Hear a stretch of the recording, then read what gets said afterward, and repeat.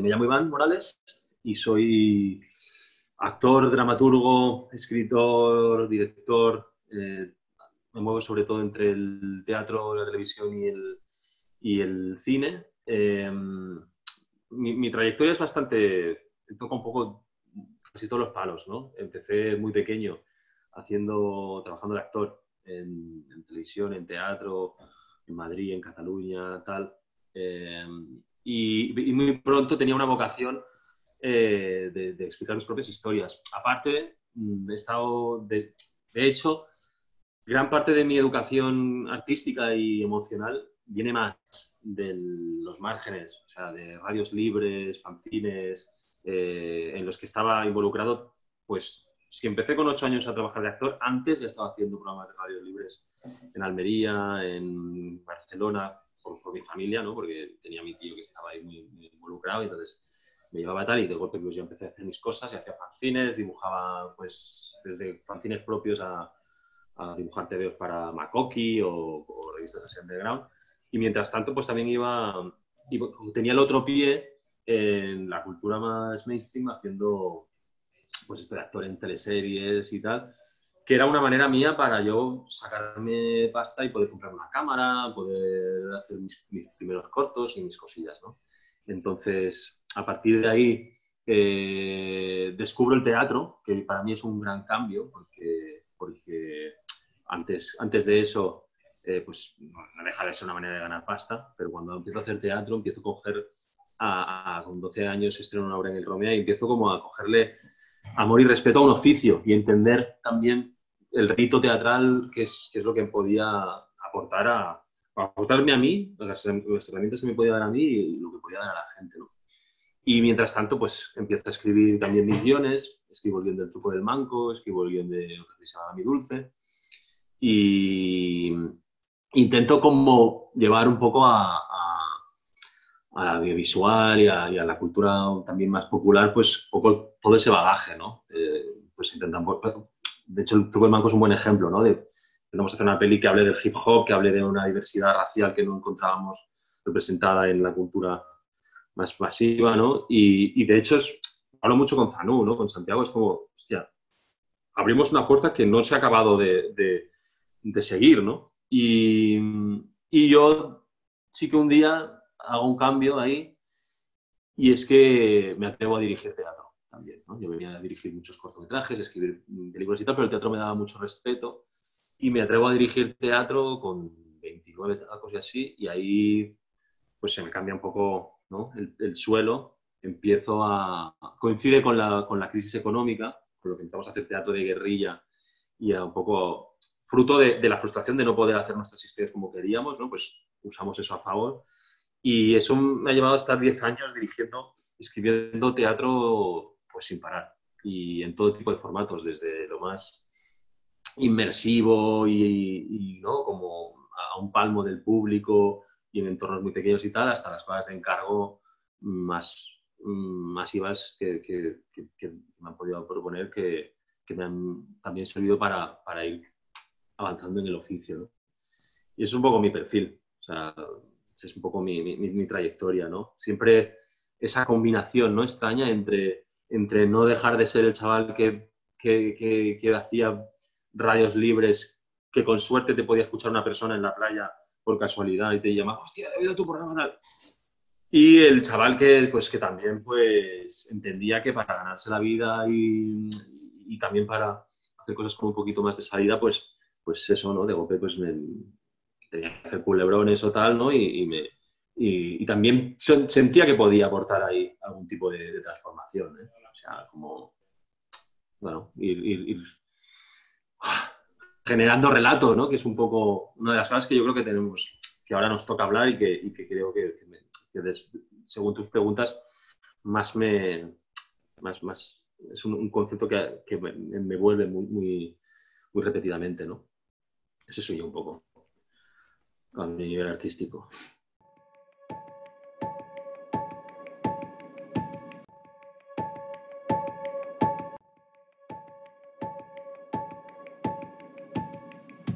Lo primero te diría, yo evidentemente como sentido de colectivo que tengo, ¿no? Y de pertenencia a un colectivo, pues apoyé el apagón, pero con muchas dudas, ¿no? Porque no sabía si era la mejor manera o no, pero también siento que fue una respuesta reactiva, espontánea, bastante espontánea, en la que todos nos quedamos un poco flipando, ¿no? Todos estamos en una situación de incertidumbre muy grande, ¿no? Y de golpe vemos unas declaraciones en las que, parafraseando una frase de Orson Welles, que además no viene de cuento porque estaba hablando de otra cosa, en ese contexto Orson Welles, cuando dice eso de primero la vida, luego el cine, hablaba de otra cosa. Pero aparte es como, es nuestro ministro de Cultura, se supone que es el que nos tiene que defender, evidentemente que lo primero es la vida en cualquier caso, pero es de perogrullo, ¿no? O sea, lo que esperábamos era, pues, lo normal, un plan integral de choque, lo que están haciendo todos los países, en el que se asuma la situación de peligro vital, o sea, para empezar, porque hay mucha gente que podemos dejar de comer directamente, o sea, y bueno, sentirnos refrendados y defendidos, ¿no? por nuestro representante político. Yo no sé si, yo tengo mis dudas, no lo sé, de qué es lo que realmente ha afectado, ha provocado el cambio. Yo no sé si ha sido tanto el apagón como ha sido que fue tanto tan de perogrullo que no era de rigor, ¿no? Esa actitud que yo me imagino, o no me imagino, o me consta que le habrán tirado las orejas gente que ha tenido la posibilidad de hablar con él y decirle, tronco, así no vamos a ningún lado. Porque no es una cuestión de que hay de lo mío, que a veces hay, ¿no? esa malinterpretación, sino una cuestión de que estamos estamos en un peligro de muerte, muchos, a un nivel simbólico y también a un nivel literal, en el sentido de que si no tienes de qué comer, pues ya tenemos, o sea, eso ya es la primera cosa que debería estar, que se tendría que atajar, ¿no? Entonces, no sé, yo creo que realmente no podemos olvidar que el sector cultural vive en una precariedad que ya se ha convertido en sistémica. Es como estamos acostumbradas a vivir, ¿no? Yo llevo personalmente, ya te decía que me he estado 10 años dirigiendo teatro y tal, han sido 10 años de casi siempre vivir precario. Por dos motivos, ¿eh? Un motivo que es sistémico, ¿no? Y otro motivo que es una decisión personal de decir, es que yo no quiero tampoco hacer solo lo que me va a revertir beneficio económico, porque mi utilidad como artista no puede pasar solo por eso, por ahí, ¿no? Y a veces, muy a menudo no tienes la suerte de contar con un soporte económico, ¿no? que te permite ir desarrollando lo que tú crees que como artista tienes que darle al entorno que te rodea. Entonces, vivimos en una precariedad sistémica que tal vez puedes evitar solo si piensas en el beneficio económico y tienes suerte.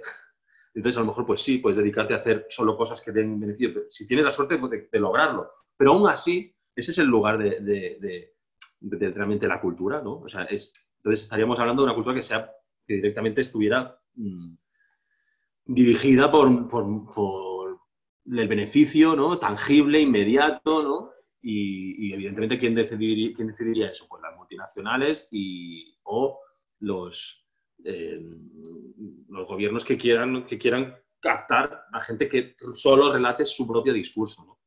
Entonces, la precariedad en la que vivimos desde el sector cultural es sistémica, es nuestro día a día. Evidentemente, una situación como esta lo agrava, pero lo agrava de una manera enorme, porque si tú estás acostumbrada a no saber de qué vas a vivir el mes que viene, porque ese ya es tu modus vivendi, en una situación como esta, en la que de golpe no sabes si vas a tener un trabajo el mes que viene o el siguiente, y más o menos las pequeñas chapuzas que ya ¿no? Chapucillas que tú sabes que te van a ir dando un mínimo beneficio, desaparecen, pues directamente tienes ya que encontrar otro trabajo, ¿no? Lo cual tampoco es un problema, ¿eh? No sería la primera vez que o sea, todos en este sector lo hemos combinado con otros trabajos, eso es así. Pero a un nivel global te destruye todo un tejido cultural, ¿no?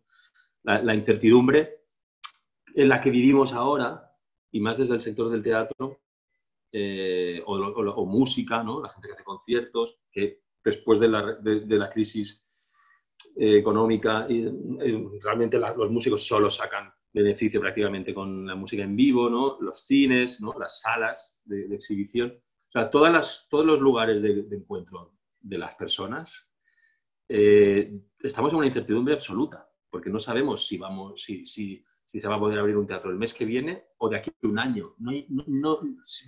Llevamos un mes que no tenemos ni idea, ¿no? Entonces, claro, vivir con esa incertidumbre en la que tu trabajo, lo que te sustenta, lo que te paga tu alquiler, ¿no? Lo que vives tú, tu familia, puede caer durante un año y medio, es un shock muy grande y de hecho es una situación en la que muchos de los sectores nos encontramos, no solo el nuestro, en el que es una especie como de estadios del duelo de Elisabeth Kübler-Ross, ¿no? La negación, el pacto y tal, pero ni siquiera sin saber aún a lo que te tienes que despedir, ¿no? De qué te tienes que despedir. Y es muy importante también que recordemos que cuando hablamos del sector, ¿quién forma parte del sector? El sector es una red. O sea, hay como una idea muy absurda, propiciada también por algunas fuentes interesadas de querer creer que la gente de la cultura son Arturo Pérez Reverte y Juan Echanove, ¿no? Y por decirte, ¿no? O sea, grandes nombres que ves en las portadas de las revistas y que sabes que tienen la vida bastante solucionada. Y eso es muy delirante. O sea, pensar eso es realmente tener muy poca conciencia de que el sector cultural engloba desde los riggers que te levantan un escenario hasta, evidentemente, las dramaturgas y no solo la gente que rodea todo esto, ¿no? La peña que lleva el bar del teatro del barrio hasta pues el gran director, la gran directora de turno. No solo eso, sino además la gente que rodea a eso. Es decir, a un nivel ya de economía básica, que no es muy fuerte, pero pues eso, o sea, con el dinero que tú cobras de tu trabajo, pues también adquieres otros servicios. Comes en un restaurante, haces la compra, tal. Todo eso es un ecosistema que si se tiene que reconvertir, que no sería la primera vez, pues hagámoslo. Pero, ¿cuál es el plan para hacerlo y de qué manera nos vamos dejando el máximo de cadáveres en el camino, ¿no? Entonces, sería muy importante que cuando recordáramos, ¿no? Cuando hablamos del sector cultural, que estamos hablando de toda esa gente. Evidentemente, a mí personalmente, yo recuerdo tener estas discusiones con colegas, pues que yo decía, hombre, piratear una peli de Hollywood no es lo mismo que piratear la peli de tu colega. Y te decían, hombre, no jodas, piratear es malo siempre. Bueno, pues no sé si es malo siempre, pero que recordemos que no todo el mundo es Steven Spielberg, ¿no? Y que cuando hablamos del sector cultural, pues hay muchísima gente, ¿no? Eso para empezar. Y entonces, hay una cosa más clara aún que llevaría... si tenemos claro esto, perdón, se abre otra puerta, que es, en este peligro futuro, ¿no? Para el sector, ¿quién va a sobrevivir? ¿Y quién no? ¿No? ¿Quién va a poder seguir? ¿Quién seguirá pudiendo generar cultura? ¿Y quién va a tener que apearse? A menos que quieran ser mártires, ¿no? Que la verdad que yo creo que no, eso es una cosa muy antigua, ¿no? No deberíamos ser mártires de nada, ¿no? Entonces, si ya vivimos en una cultura que vive en una precariedad sistémica y que además hay un tapón interseccional que no permite que la diversidad de raza, de género, de clase se represente lo suficiente en el estrato cultural, una crisis como esta tenemos que tener muy claro que puede, no puede, no, acentuará una cosa que ya llevamos sufriendo muchos años, que es que la gente que está más capacitada para hacer cultura, muy a menudo es la gente que tiene un colchón económico, ¿no? O sea, la gente que está en un lugar de privilegio. Con lo cual, que está muy bien, ¿eh? O sea, que si tienes la suerte de tener un lugar de privilegio, maravilloso. Pero eso sesga, ¿no? Acaba sesgando un poco el relato cultural, ¿no? Entonces, yo creo que también es una pregunta a hacer a largo plazo, ¿no? O sea, a medio plazo, perdón. ¿Quién puede sobrevivir de una crisis así? ¿Y qué cultura qué relato cultural puede acabar generándose si al final solo van a ser las personas privilegiadas las que sobrevivan, ¿no? Hay una cosa que se dice mucho, ¿no? Esto es una guerra, lo paramos todos, ¿no? Tal, el virus no entiende de clases. No, no es verdad, ¿no? O sea, aquí en Barcelona el virus afecta más en Nou Barris que en Sant Gervasi. Y es por una serie o sea, tal vez el virus afecte igual a todo el mundo, pero tus condiciones de vida eh, te pueden ayudar más a sobrevivir o no. Y, y ¿no? Yo creo que a nivel cultural eso sería algo también en lo que no podríamos dejar de estar un poco alerta, ¿no? También.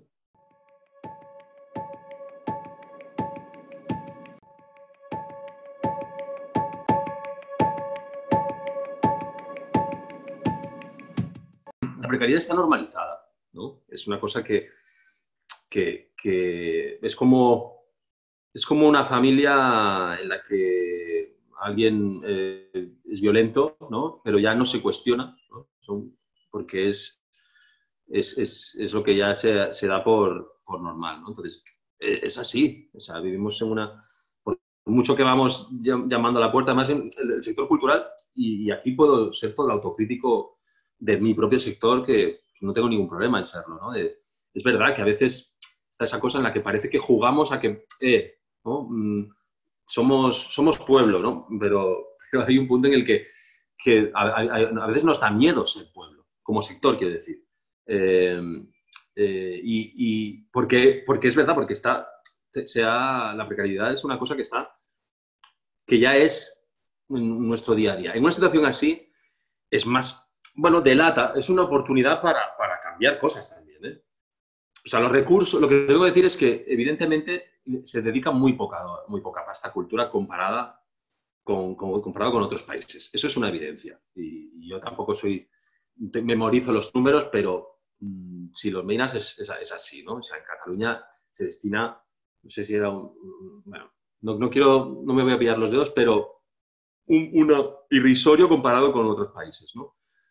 Pero en todo caso, porque siempre está ese discurso, ¿no? Hay que pedir más pasta, yo creo que sí, pero sobre todo la cuestión es que cómo repartes luego esos recursos y cómo los repartes también para que genere un beneficio intangible y un beneficio tangible, ¿no? Entonces,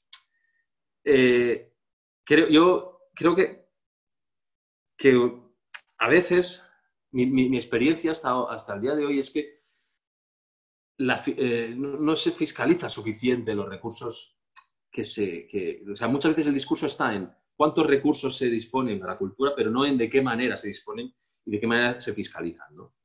Yo te puedo decir que, por ejemplo, una experiencia mía reciente, hago dos espectáculos. Uno para un teatro público con un presupuesto, joder, que como forma parte de un teatro público y como debe ser, pues es bastante más sólido que el presupuesto de una obra que produzco yo, ¿no? Pero en cambio la obra que produzco yo, como me pertenece a mí a un nivel de producción, por mucho que yo la haya producido desde la precariedad, y cuando hablo de producir desde la precariedad te hablo de tener ataques de ansiedad porque no sabes de qué vas a vivir el mes siguiente o porque no paras de gozar. La precariedad no es una cosa, a veces la usamos como una palabra muy, ¿no? muy ligera, y la precariedad significa, o sea, afecta a la salud, afecta a tu estado mental, evidentemente, ¿no? Pero la obra sale, la montamos y tal, y como es nuestra, pues la movemos durante un par de años y nos da beneficios y nos funciona y, bueno, es una inversión que hemos hecho económica y de tiempo y tal, pero al final conseguimos que eso tenga un valor, ¿no? Y vivimos de ella durante un tiempo. En cambio, la obra producida en un teatro público, como es suya, de golpe, por una cuestión de autocompetencias y de que era una obra encargada por la antigua dirección y la nueva dirección no quiere, de golpe muere ahí y son recursos públicos que podrían estar generando pues beneficios para los trabajadores, las trabajadoras que han hecho la obra y generando tejido y generando público y tal, que se mueran y que de golpe ¿no? Es un dinero invertido que se acaba en 2 semanas de programación, ¿no? Cuando eso era en este caso te estoy hablando de un monólogo que tenía una facilidad ¿no? de poder moverse y de poder hacer, ¿no? Muy manejable, ¿no? Entonces, de esto te lo digo como un ejemplo de cuando los valores de la competencia, los valores más neoliberales, ¿no? De competencia, casi de enemigos, ¿no? De si yo tengo esta obra, tú no puedes hacer esta otra, porque llegan a lo público. Los recursos, por mucho que estén, también hay que asegurarse de que generen tejido, ¿no? Generen tejido profesional, de generar públicos, de asegurarnos de que las obras llegan al máximo de gente posible, de que cada euro invertido en cultura realmente se exprima al máximo para que llegue al máximo de gente, para que tenga el máximo retorno social, descentralizar al máximo, que no, por ejemplo, en el caso de Cataluña, que una cosa que se hace en Barcelona pueda tener el recorrido de ir a todo como mínimo de Cataluña, ¿no? A todo el entorno, ¿no? Y a sitios que no tienen ni teatros. O sea, es muy importante el debate o sea, es muy importante el debate de subir las partidas para cultura, pero es aún más importante el debate de fiscalizar cómo se usan esas partidas y de qué manera se están yendo a las creadoras y los creadores, están yendo a abrir al entorno, ¿no? Están yendo a buscar el máximo de utilidad social de esa inversión, ¿no? Hay toda una generación de gente que hacemos teatro o también cultura de muchas maneras, que sacamos agua de las piedras, porque ya nos hemos criado en la crisis y nos hemos criado en esa dinámica.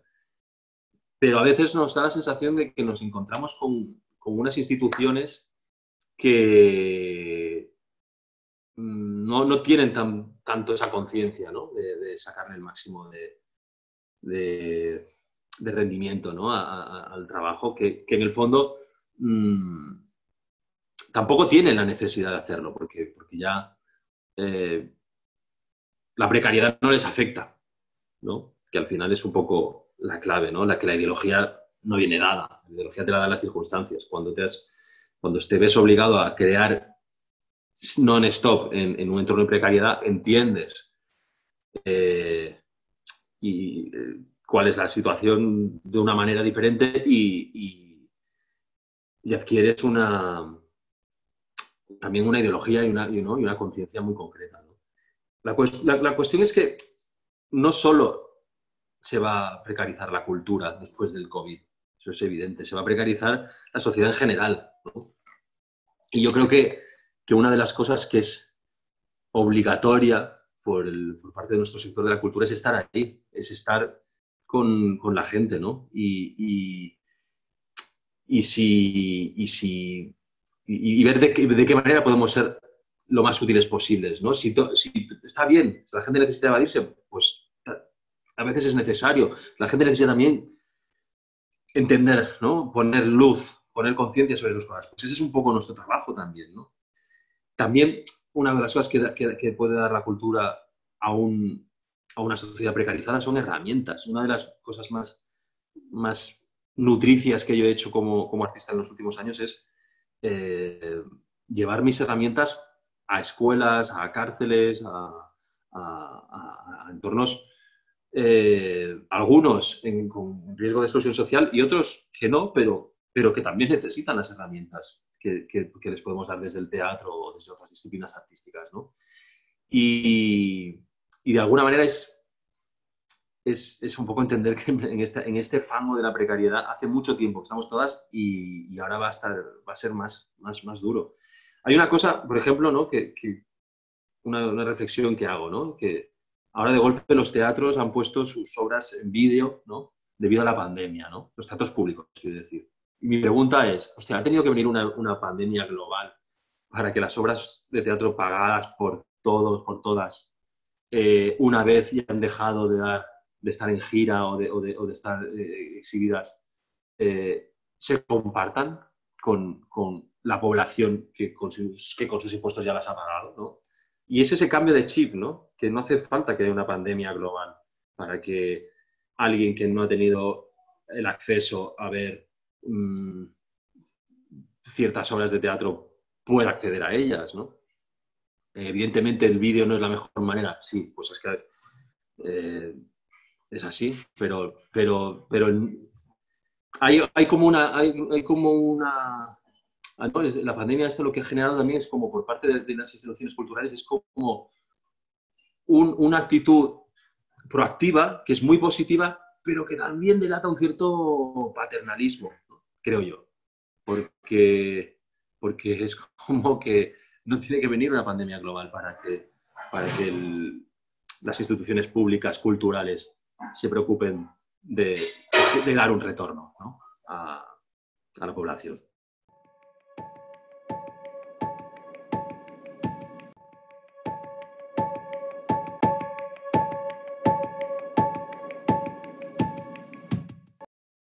Es un temazo que da para mucho y me parece una pregunta que abre mogollón de puertas. No sé, espero no perderme. Yo creo que sí, sí, que lo de los términos bélicos es un poco peliagudo, pero es un combate. O sea, hay mucha gente que lo está viviendo como un combate, ¿no? Que evidentemente tiene sus ideólogos y que, pues, sí, que viene de Steve Bannon ahora mismo, ¿no? O sea, pero que bueno, que antes de Steve Bannon había otra gente y que en el mismo mundo de la cultura también sucede. O sea, la cultura no es solo la que me guste a mí, ¿no? La cultura también es Quique San Francisco y José Mayuste, ¿no? Haciendo una entrevista con Javier Negre, dejando, ¿no? Salir. O sea, eso también, o sea, nos guste o no, pues forma parte, ¿no? Pero es una cosa como que se ha hecho como cada vez más encarnizada y que sí, que yo creo que es muy peligrosa y que ha empezado hace muchos años. Hay un documental buenísimo que se llama Videocracia que te habla de cómo del nacimiento del imperio de Berlusconi, ¿no? Es de hace 10 años el documental y bueno, y te explica muy claramente cómo, para que nos entendamos claramente, ¿no? Como detrás de un espectador de Mujeres Hombres y Viceversa hay un votante de Vox esperando, ¿no? Porque bueno, es una simplificación, ¿no? A nivel de géneros es muy peligroso también. Yo lo primero que creo es que dentro de esta batalla, de esta guerra cultural, lo primero que creo que sería como algo que la cultura o que la gente de la cultura podríamos hacer o deberíamos hacer es lo primero, creo, evitar el marco mental que ellos proponen. Evitarlo. Ponernos en otro lugar. Porque ellos, parte de su triunfo es imponer un marco mental concreto, ¿no? Eso no quiere decir ignorarles, no quiere decir eso, porque están ahí. Pero sí que quiere decir no caer en la trampa. El marco de la cultura, el marco o sea, el marco mental que la cultura propone lo tenemos que decidir los artistas, las artistas. Tenemos que, es nuestro trabajo. O sea, Strindberg escribía el teatro que él consideraba que la sociedad necesitaba en su momento. Y ese es el triunfo, y eso es lo que hace que su teatro sea eterno, ¿no? Entonces, creo que hay algo, ¿no? de este momento, una batalla que ellos pueden ganar, porque lo tienen todo a favor, y que además también está en la izquierda, está en muchos lados, que es la batalla del eslogan, ¿no? Del pensamiento rápido, impaciente, ¿no? Pensar en memes, casi, ¿no? Que es lo que da pie a los bulos, a las fake news, a los maximalismos, ¿no? Y precisamente nuestro lugar fuerte, nosotros no somos ni filósofos ni antropólogos, ¿no? Pero sí que podemos luchar contra ese pensamiento porque, y en el caso del teatro, ¿no? El teatro es un lugar donde, ya solo como a un nivel práctico, es un lugar donde podemos sentarnos muchas personas y disentir, no estar de acuerdo y no matarnos, ¿no? Lo contrario del Parlamento, para que nos entendamos, ¿no?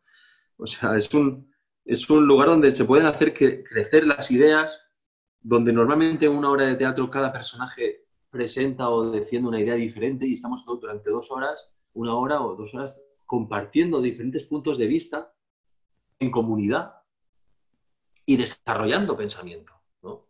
Tú te lees El estado de sitio de Albert Camus y joder, tiene una profundidad eso a nivel para intentar entender cómo una sociedad puede vivir en un estado de sitio como el que estamos ahora viviendo en cierta manera, que va mucho más allá de un eslogan, de un meme, de un poco de esta guerra de a ver quién tiene más razón más rápido, ¿no?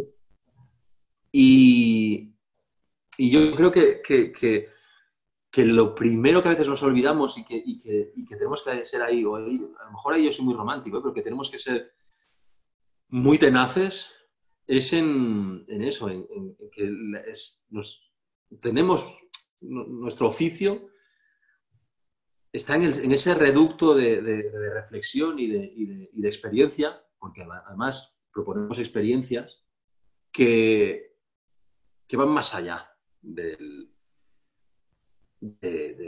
la certeza inmediata a la que apela el marco mental de esta guerra cultural de la que me hablas, ¿no?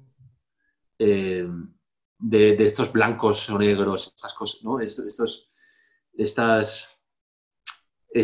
cosa del que grita más rápido y con la voz más alta es quien tiene más razón. Nosotros proponemos otro lugar y es un lugar en el que realmente las personas podemos crecer mucho más y realmente las personas podemos desarrollar no solo pensamiento, sino escucha de una manera mucho más profunda, ¿no? Creo que también hay que tener mucho ojo ahora mismo, que no solo hay una guerra cultural, sino también una guerra del relato, en el sentido de que impepinablemente nuestra cultura está cambiando de relato, es inevitable. Hay un cambio generacional, hay un cambio cultural, hay un cambio, yo lo veo muy claro, ¿no? Yo tengo un hijo de 17 años y lo veo muy claro, hay un cambio de relato muy grande. Creo que también es un momento para la gente de la cultura de vigilar y empujar un cambio de relato que no sea gatopardismo, que no sea, de alguna manera, ¿no? Este oportunismo que a veces, incluso en el mundo de la cultura, ¿no? Tenemos de decir, bueno, hostia, como ahora se ha puesto de moda que la gente sea pelirroja, voy a hacer una serie que todo el mundo sea pelirrojo, ¿no? Porque hay que darle espacio a los pelirrojos, ¿no? Pero en el fondo la serie la sigue haciendo la misma persona de siempre con los mismos valores de siempre, ¿no? En las instituciones públicas, en los teatros, en tal, sí, es muy complicado porque vivimos en un país en el que, ¿no? Prácticamente todas las instituciones privadas o públicas se crearon o se recrearon lo que se viene a llamar la cultura de la transición, ¿no? Después del franquismo, ¿no? Y claro, ya hace un tiempecito de eso, ¿no? Y realmente en ese momento que se generó un relato muy concreto, estaban generando nuevos espacios, ¿no? Pero ahora es muy difícil generar espacios nuevos. Yo creo que en Madrid lo tenéis un poquito más fácil en ese sentido. ¿No? Teatros como el Teatro del Barrio, ¿no? O el Kamikaze y tal. Creo que en Cataluña aún es más difícil, aún tenemos una cultura más conservadora. Y entonces tenemos como dos frentes abiertos ahí, ¿no? Por un lado, ¿no? Lo que tú llamas, ¿no? Esta guerra cultural, esta pisonadora ¿no? Que en el fondo esconde una agenda muy concreta, una agenda que además está muy meditada, ¿no? O sea, una agenda de la extrema derecha y una agenda de una especie de neoliberalismo feudal ¿no? que intenta aprovecharse de la confusión para cada vez hacerse más grande. Y por un lado tenemos esa batalla y por otro lado tenemos la batalla de que sí, de que inevitablemente hay un cambio de relato, pero no podemos, bueno, tenemos que ir con cuidado que ese cambio de relato no sea simplemente cosmético, epidérmico, superficial.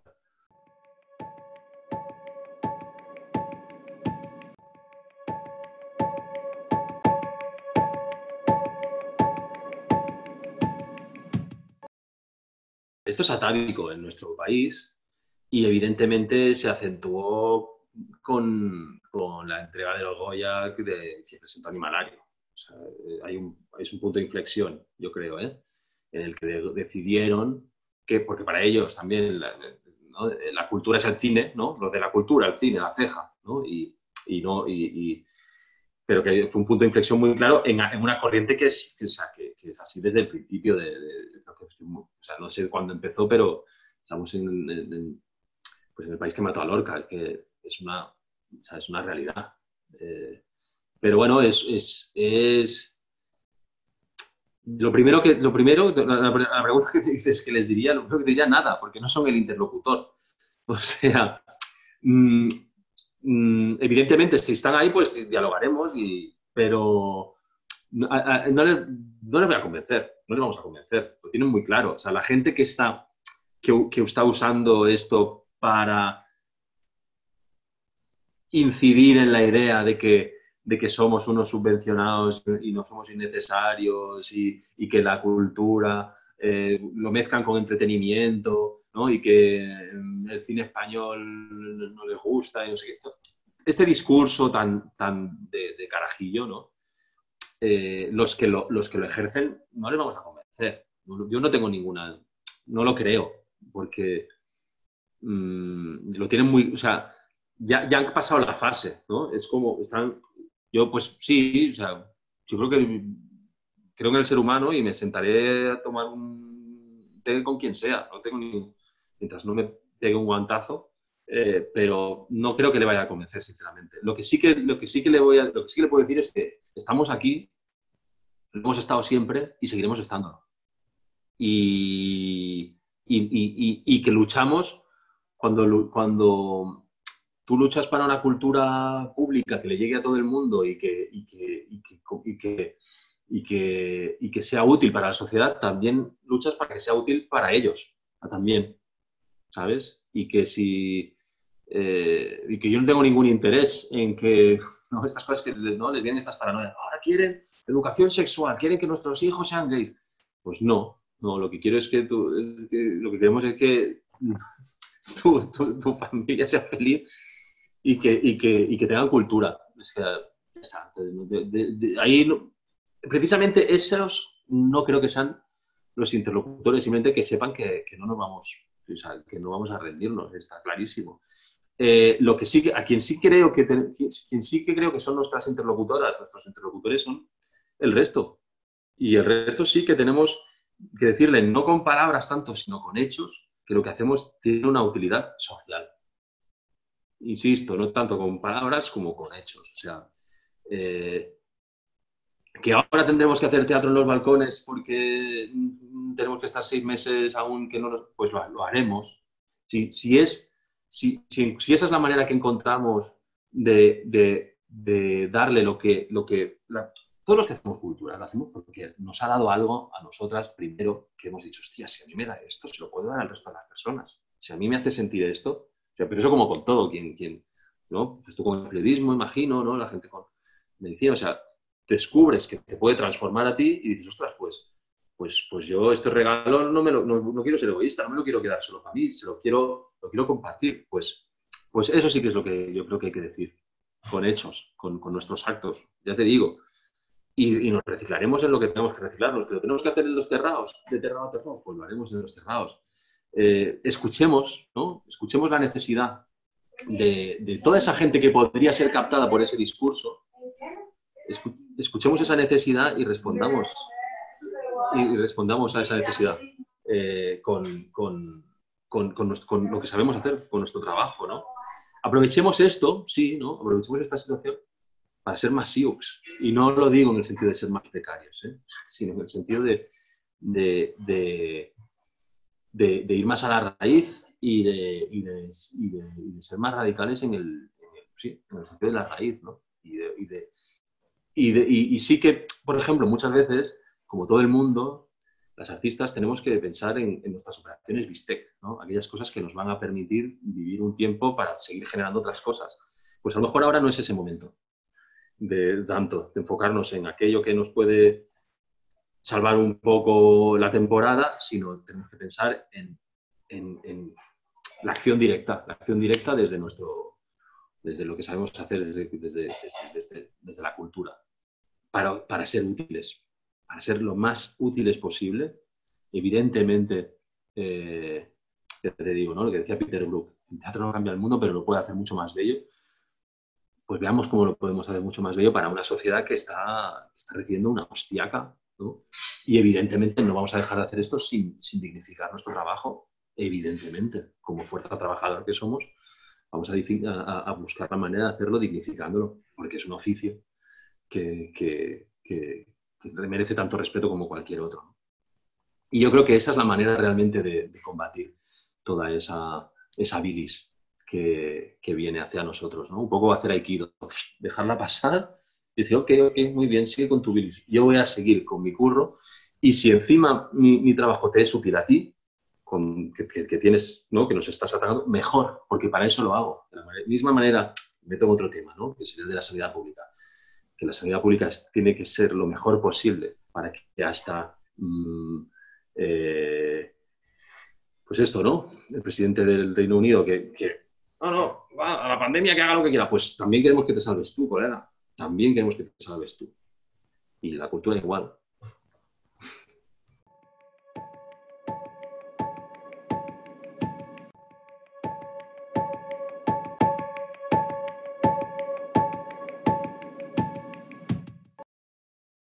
Yo personalmente te digo, yo me he pegado, o sea, estoy a punto, es muy probable que me pegue la peor hostia profesional que me he pegado jamás, seguramente, porque la próxima temporada era la mejor temporada que tenía. Precisamente a lo que te decía, a nivel de operaciones bistecos, a nivel de proyectos, encargos y tal, que me apetecía mucho hacer y que pensaba que podía hacerlos de una manera muy guay, muy útil y muy interesante, y podía aprender mucho y dar trabajo, además, que esto es una cosa que casi no hemos dicho, pero que cuando generas proyectos también das trabajo, que es muy importante. Y tengo miedo de que caigan. O sea, tenía la mejor temporada de mi vida, la respuesta a 10 años de inversión en el teatro y de años de precariedad. Es probable que se vaya ¿no? a Norris, como te diríamos aquí, porque ¿no? tenemos la incertidumbre de si vamos a poder realmente volver a los teatros en un futuro, ¿no? cercano. Dicho esto, vivo con esa incertidumbre. Hace un mes que estoy intentando cada día crear y trabajar en futuros proyectos que no sé si se van a hacer o no, o si se van a tener que posponer, no lo sé, y no sé cuándo voy a ganarme la vida con esos proyectos. Entonces, es una situación de incertidumbre absoluta que solo la puedo solucionar desde una revolución íntima, o sea, desde una aceptación, ¿no? Lo que te hablábamos del duelo, aceptación de que es momento de cambiar los planes y generar nuevos proyectos que realmente, bueno, la respuesta me la da la escucha a la sociedad, ¿no? De decir, bueno, ¿qué es lo que realmente la gente que me rodea ahora va a necesitar más que nunca, ¿no? Y de qué manera lo podremos hacer? Pues estoy ahí viendo qué proyectos puedo cambiar, qué proyectos tendré que abandonar, pero sí que veo muy claramente que seguramente nos va a tocar volver a lo que te decía antes, a un teatro masivo, de golpe pues hacer, que esto ya lo he hecho muchas veces y lo volveré a hacer, ¿no? Pues teatro en una casa, para muy poca gente, y todos ahí con muchas distancias, a lo mejor, o de golpe hacer una película de guerrilla, ¿no? Que he hecho muchos cortos en guerrilla y tal, pues a lo mejor hacer un largometraje de guerrilla, pero sobre todo viendo de qué manera, ¿no? Podemos ser oportunos. Que, ¿no? Es lo que me pregunto últimamente más, ¿no? ¿De qué manera no ser oportunista, pero ser oportuno y generar el relato que mi sociedad a la que pertenezco pide, ¿no? Y necesita para ver un poco de luz, porque esta incertidumbre que yo vivo, pues no soy el único, evidentemente, las estamos viendo todas ahora mismo. Entonces, ¿de qué manera puedo utilizar mi oficio, que es lo que he hecho toda mi vida, ¿no? Contar las cosas que me pasan a mí y de qué manera son el reflejo de lo que le pasa a la sociedad y de qué manera puedo compartir eso para que nos sintamos todas un poquito menos solas, ¿no?